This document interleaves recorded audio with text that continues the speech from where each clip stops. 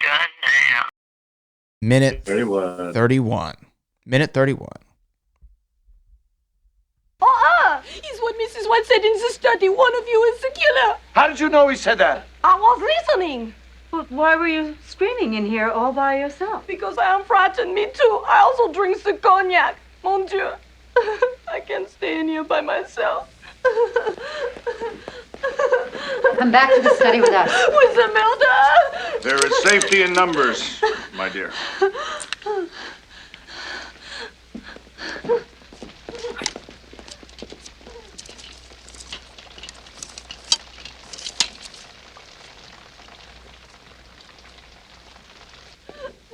Is there no indication of how he died? No, this is terrible.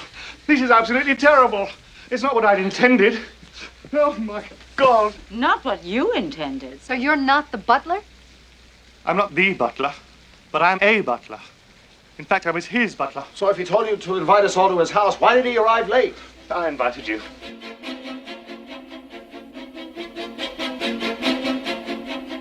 Hello, everybody, and welcome back to Clue, the movie podcast, where we break down the 1985 cult classic movie Clue, 1 minute at a time. We are on minute 31. My name is Brad Gilmore, joined by Jeff Smith, at Jeff C. Smith on Twitter, at Brad Gilmore on Twitter, and all the other socials. You can find us, cluedoc.com, thebradgilmore.com. Let's jump into 31 here, Jeff, because it starts where we last saw it, as it makes sense. Yvette is there in the billiard room, and she was crying and talking about the murderer. This is a terrible French accent, but it's all right. And it ends with Wadsworth about to tell us exactly what brought them all together in the house, which is a sentence I feel like I said a couple of times, but now maybe we're getting the real story. Few things I picked up on. I don't know what you picked up on, but I want to say, do you think there was any intent, or do you find it not accidental but purposeful that Miss Scarlet and Miss Colonel Mustard were the ones to go tend to Yvette? I just want to point out, this is the first word I've said in this episode just now. That was the longest Brad Gilmore run since we have started. I am the suspect that left the room just now. For all you know, I was off killing the cook while Brad just did. I was wondering after a while. I'm just sitting here listening, going, "How long can I go without saying anything? This is great." Whoops. No, that was awesome. You can tell you do this for a living, and I don't. So yes, first of all, I do want to point out there's a weird moment at the beginning, and then we'll get to your question, where she says, "Mrs. White said one of you is the murderer," and Professor Plum says, "How do you know he said that?" So he gets the pronoun wrong, and it's strange. Wait. It's always bothered me. So I don't know if it was a mistake and they just left it in. Oh, he does say But he definitely says, "How do you know he said that?" Whoa. Now you're asking why it's Scarlet and Mustard that approach at the same time? I mean, do you find it coincidental, or is that purposeful? Because we're to believe that they maybe have history with her. All three of them have history Right. together. They've all been at the same place. I don't think that's a coincidence. I think it's funny that he's the only one that still has his probably the stupidest weapon of all of them. Well, the candlestick's kind of lame too, but Yeah. he's still holding on to that wrench. No, it makes sense because Mustard and Scarlet pretty much team up for the whole movie, and this is the first time we see them grouped. But they do. There is some weird. That is some pretty obvious staging that they both walk up together at the same time to comfort her. Yeah. Scarlet, but this is also, if you know, there's a shot where she says the murderer's here. I was listening, and it cuts to Scarlet, and she kind of gives a sour look. Mm-hmm. It's the first time I think that she's kind of acknowledged that she might know who Yvette is. She might know. I picked up on that too, and you know what? For a second here, hearing Mrs. White, she says, "And why were you screaming in here all by yourself?" Like, By yourself. if the murderer wasn't in here, and I felt like that is a question that is asked of an innocent woman. Right? Okay.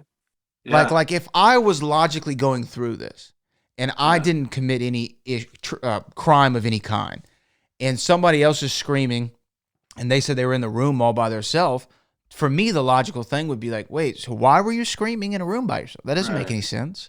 Now, if I knew some funny business was going on, perhaps I wouldn't be so inquisitive. But to me, that felt, and maybe I have nothing else to base this on, no real logic. It's just like a pathos, if you will, of Mrs. White. I feel like that just doesn't feel to me like a question that a guilty person would ask.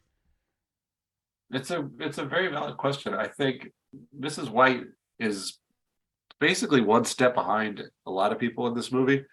Madeline Kahn is doing wonderful things in the background and a lot of shots where she's just kind of putting the pieces together a little slower than everybody's, particularly when they start picking lots later in the movie.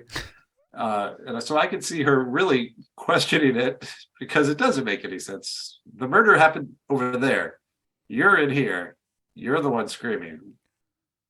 Right, and it was almost like, did Mrs. White and the way that she asked the question, so why were you in here screaming all by yourself? It's suspicious. It's almost like, well, something doesn't smell right to me. I don't buy this right now. It doesn't make any sense.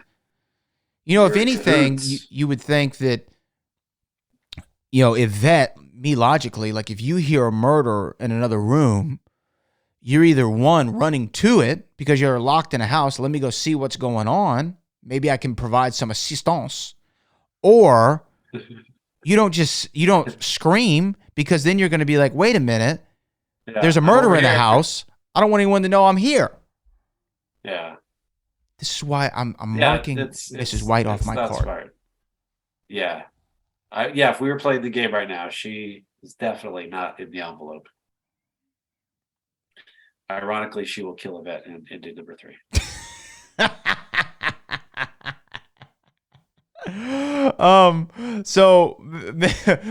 And she hates her so much. We're gonna find out how much and what it does to her. Yes. Which I'm gonna make a guarantee right now. That episode, whenever we get to that, is going to be the most listened to episode of this podcast. When we get to the title has to be sure Flames on the Side of My Face. Absolutely. And yes. Yeah, that's number 1. We should just call all the episodes Flames on the Side of My Face. We were smart. People would catch on eventually, but for a while there, the title and the little graphic on Instagram is basically it should be created already. It's kind of like when an old celebrity, they have the video already for their obituary or their memory. They're just waiting. That's us on the episode where my fear is that it's going to get cut off on the minute. Because here's the thing. I hated her so much that. Oh, man. But then 2 episodes. That is 2 worth. Because the thing is, I'll be honest, I have not sped up and watched ahead. Like I'm watching this with you together in concert. I'm not seeing, let me see what's on the next minute, or let me see when this falls at this. I think that's very obvious from our our stream of consciousness that we're not researching it ahead of time. Well, but to me, it's kind of purposeful because it's just like I want to kind of go with the flow and whatever comes in my head at the moment. It's like, I want to write that down. That's an interesting question. Plus, it's a lot of work to do it twice. Yeah, that'd be a lot. That's no fun. It's not fun. Clue shouldn't be work. Clue shouldn't be work. This is for funsies, as they say. Yep. Although, if you want to contribute out there to make this work, be my guest. Oh yeah. We have sponsors. Yeah, let's get some more. You know what I mean? If you have Brought to you by. If you have a product or what would be a good Clue sponsor? Well, Kleenex. Kleenex would be good. Soft, strong, and disposable. Cognac. Yeah. Cognac. Just in case. The J. Edgar Hoover biography, maybe. Umbrellas. Monkey's brains. Oh, absolutely. Yeah. For all you monkey brains makers out there, we'll cut you a deal. Maybe a butler service. Yeah. Butler service. Someone who buttles. Yeah. Um, I'll say. Wait, what's in this minute? Oh, it's I was gonna to say. Oh, and then he stops the recording. Yeah, that's what I was gonna ask. which you've brought up. You've brought up before in past episodes. Why does he stop recording now? Why? When he's about to confess? Well, maybe that's why, because he's about to confess his scheme. I think we kind of. I'll speak for myself. Forgot that that's what he's about to say, because we kind of talked about this in past episodes where like that's so weird that he stops recording it. But now watching and listening to, he's now it's his time for him to confess. Tape recorder's off. No more recording. We don't need a record of any of this. Here's really my other question is with him is he looks almost, I don't know. He has a really interesting look on his face after he stops the tape recording, grabs the reels, and he's holding them. He kind of sits there and looks for a minute before he continues his motion. What are we supposed to think at that moment that he's feeling? Regret? I think he's deciding whether or not he's going to confess, because he looks very contemplative. He's holding on to it. So I think he's made the decision. He's going to confess. Thus, he stops recording. But then he takes a pause, holds on to him, goes, "Okay, I'm going to tell him the truth now." That's my guess. That could be. That definitely could be. Because then he starts crying, and it's not what I mean, immediately the second he goes in the room, it's just he has to get it all off his chest. And it's because, I guess, with Mr. Body being killed was not his plan. But I don't know. Well, yeah, it doesn't. I guess he didn't want murder. I don't think he wanted murder, but I think he wanted justice, or to believe that he wanted justice for the blackmail and wanted everyone to confront him. Right. Right. That was it. No one needed to die. He doesn't like murder. And he didn't introduce the weapons. That was Mr. Body. No, there were no weapons there, as far as we know. Who introduced the weapons. Now, when he comes in, he starts automatically, he's breaking down. I'm not, I didn't mean for any of this to happen. This isn't why I brought you all here. God. Oh, my God. Yeah. Is this a show? Is he putting on a show? Is he working us? Or are these legit emotions that we're seeing? It's pretty over the top, but so is this movie. I don't know. I think it is a show, because later when he talks about socialism, and I don't think you actually see tears, even though Mrs. White will offer him her handkerchief later. I think he's kind of like he's been caught, and that's when people are usually sorry and try to get your sympathy. It's not because of what he did. It's because his plan is falling apart. He's got to win it back over to his side, so he's going to appeal to their emotions. Especially Mrs. White. Mrs. White is the biggest softie of the bunch. Yeah. She seems to be at this moment. I couldn't tell if this was like, again, okay, am I doing something to try to, again, lead everyone astray? I don't know. Now, the other thing is, he says that he is not the butler, but he's a butler. He was actually his butler. But right. Does it mean he's the butler?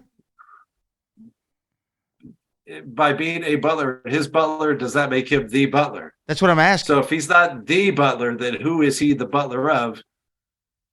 Yeah, who is he buttling for? Who is he buttling for? How'd he get a night off? Well, he's buttling for Mr. Body, but that's not Mr. Body's house. Mr. Body knew where the light switch was. Mm-hmm. We didn't see him. That would be interesting. We had to see him like fuddle around, go, what if he was going to kill Wadsworth? No. Where's the... Anybody see? It's usually by the door. Usually by the door. By the door, somewhere. By the door. Which side of the wall? Down, up, down. No, it's a button. Oh, that's the closet. It's a button. Oh, it's a dimming switch. Oh, yeah, that's not going to work. Not as dramatic as I hoped. I really should have researched this before. Sorry, everybody. What? One more time. Oh, you got me there for a second. So, yeah, my I can act too. If he's not a butler, or he's not the butler, he's a butler. He was his butler. To me, that means, how is he not the butler then? He has to be the butler. He's the butler. Because that makes no sense. Unless it does. Unless it's not Mr. Body's house. Yeah. If you, dear listeners, know what he means, we are not the experts at all. We're casual observers. But, yeah. Well, hold on now. Okay. So wait, whose house is it? Maybe that's the question that we should be asking. Well, he does say at the end, because he knows where the secret passages are. He says, this house belongs to a friend of mine. Whoever that is. A friend of mine. So, this house is the house that he does buttle for. So, whoever owns the house, or his he's their friend butler. is the butler. Because, butlers always hang. So his friend's the butler for that house, and he has the night off and gave him the keys. And that's why the dogs don't like him, because they don't recognize him. You would think if he worked there, the dogs would know him. And for him to throw the meat, that is something somebody told him to do. Like, hey, make sure you throw the meat to him, and then they won't mess with you. Stop by the butcher on the way, because those dogs are jerks. That's very interesting. He's not the butler to that house. He was told about the secret passages. The dogs hate him because he doesn't live there. It's definitely Mr. someone else's Body house. Probably got lost on the way, and that's why he was late. In the rain, in the dark, with the windy, twisty road. He obviously took some time wrapping those presents. They're beautiful. That definitely took time. And finding the right boxes, as we pointed out before. Oh, yeah, the shape. Very specific. Shapes. You didn't buy that in bulk. No, wait. I actually think, though, you might be right. He is not the butler for this house. That's where he's saying, I'm not the butler. I'm a butler. I was his butler. And they live like down the block. Somewhere. They live somewhere else. Yeah. Yeah. Somewhere else. Without secret passages. That is an interesting point, though. And he doesn't want to kill everybody. He doesn't want everybody to know where he lives. Right. Because no one likes hosting a party at their house. But but seriously, he wouldn't want to bring it to the place where he works or he's currently inhabiting and living, because then all these people know where he lives. He's very easy to point out. Hey, he lives right here. We saw the murders happen here. Yeah. It all happened here, and we know where he lives. Let's use someone else's house. Yeah, that's true. They're all supposed to just walk out of there and not be dead. Mm-hmm. Oh. Yep. We done did it again, y'all. As Will Smith says on Black Suits Coming. Oh, I know. Wild Wild West. Oh. That's where they done did it again, y'all. Done did it again, y'all. Haha. Jim West, Desperado. Right? Yeah. That's a good movie. Any damsel that's in distress, be out of that dress when she meets Jim West. Yeah. Classic. Classic. That damsel's mouth. Oh, name out of your mouth. Brad Gilmore. Keep the damsel's name. I can't say That's it. right. I'm not going to say the name. Topical. Not going to say that. Is it? I think that we've gotten to the end of this minute. Yeah. Wadsworth's about to continue with. He tells them that he brought them all here, but we don't know exactly what next he's going to say. I mean, we know, but we haven't seen it. Yeah, as we watch this minute again with this kind of thought process going, it may cement what we're thinking, and we'll think, we were right, or we'll say something that'll make us say, oh, never mind. But I feel good for a whole week thinking that we're right. I feel good. Do I feel confident? Yeah. No. Do I feel good? Yes. I expect at least one message on one of the socials saying, let me ask although you. they're always very nice about it. So I don't think it'll be like, you guys are idiots. It'll be, I've always thought this. But like the show. We do need a wrap, but let me ask you this, and you can just give me a short answer. Is impossible. I know, for either one of us. Do you feel that now that you're the director of a Clue documentary, do you feel like there's an added level of pressure to you to know all things and everything Clue, and when you get something wrong, you feel like a dodo? No, I will say this. When we first started this podcast, I did feel that. And also because we didn't know each other as well. We basically got to know each other through Doing this. yeah.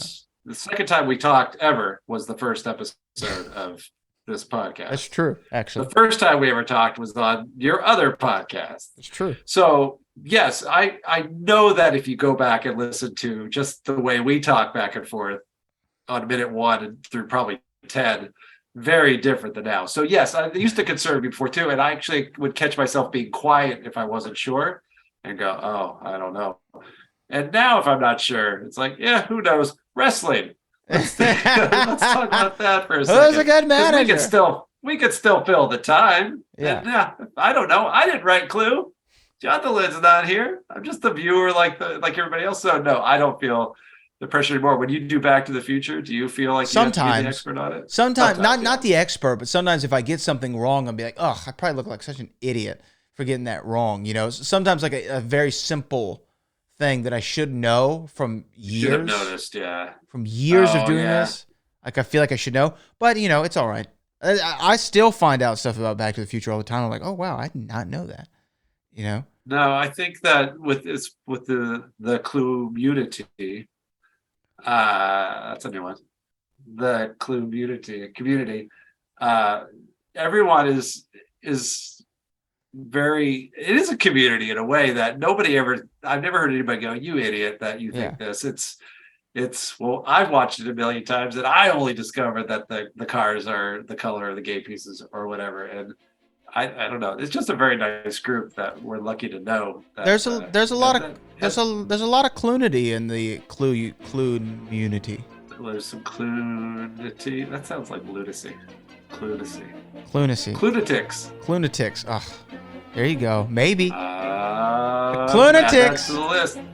Keep adding to this, people. I like the Clunatics. I like it. But you know what? We're going to put a bow on it there. This is minute 31 of Clue the Movie Podcast. That is Jeff Smith, ClueDoc.com. I'm Brad Gilmore, at Brad Gilmore on all social media. And we'll be back next week with minute 32 of Clue the Movie Podcast.